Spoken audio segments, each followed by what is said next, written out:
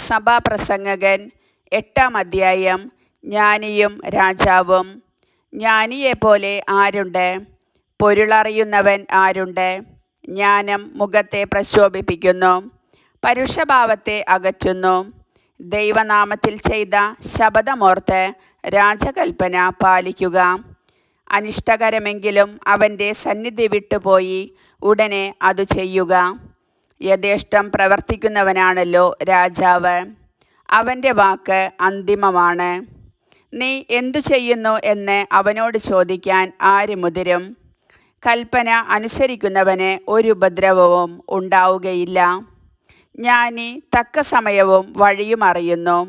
മനുഷ്യജീവിതം ഭാരത്തിന് അടിപ്പെട്ടതെങ്കിലും ഓരോന്നിനും അതതിൻ്റെ സമയവും നീതിയുമുണ്ട്. ഭാവി അവന് അജ്ഞാതമാണ്. അത് എങ്ങനെ ഇരിക്കുമെന്ന് പറയാൻ ആർക്കു കഴിയും? പ്രാണനെ പിടിച്ചു നിർത്താനോ മരണസമയം നിശ്ചയിക്കാനോ ആർക്കു കഴിയും? യുദ്ധസേവനത്തിൽ നിന്ന് വിടുതലില്ല. ദുഷ്ടതയ്ക്ക് അടിമയായവരെ അത് മോചിപ്പിക്കുകയില്ല. മനുഷ്യൻ മനുഷ്യൻ്റെ മേൽ അധികാരം സ്ഥാപിച്ച് ദ്രോഹിക്കുന്നതിനിടയിൽ സൂര്യനു കീഴുള്ള എല്ലാറ്റിലും സൂക്ഷ്മ നിരീക്ഷണം നടത്തി കണ്ടെത്തിയതാണിത്. ദുഷ്ടനും നീതിമാനും ഒന്നുപോലെ. ദുഷ്ടന്മാരെ സംസ്കരിക്കുന്നത് ഞാൻ കണ്ടു. വിശുദ്ധ സ്ഥലത്ത് വ്യാപരിച്ചിരുന്നവരാണ് അവർ. ഇതൊക്കെ ചെയ്ത തങ്ങളുടെ നഗരത്തിൽ അവർ ശ്ലാഘിക്കപ്പെട്ടിരുന്നു. ഇതും മിഥ്യ തന്നെ. തിന്മയ്ക്കുള്ള ശിക്ഷ ഉടൻ നടപ്പാക്കാത്തതിനാൽ മനുഷ്യമക്കളുടെ ഹൃദയം അതിൽ മുഴുകുന്നു.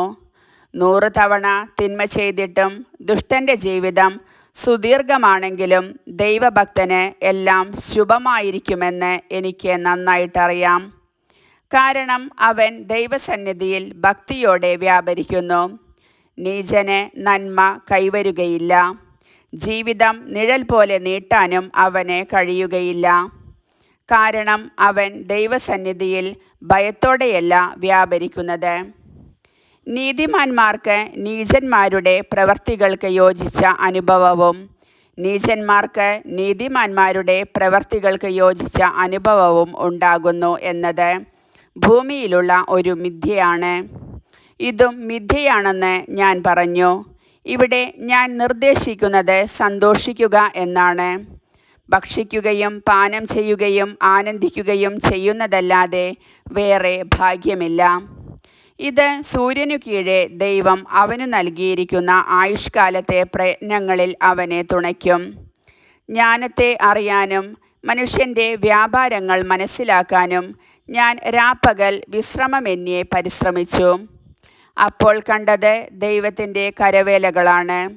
സൂര്യനു കീഴെ നടക്കുന്ന പ്രവർത്തികളെല്ലാം കണ്ടുപിടിക്കാൻ മനുഷ്യന് സാധ്യമല്ലെന്നാണ്. എത്ര ബുദ്ധിമുട്ടി അന്വേഷിച്ചാലും അത് കണ്ടെത്തുകയില്ല.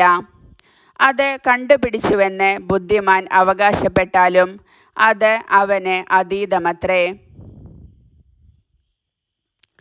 കർത്താവിൻ്റെ വചനം.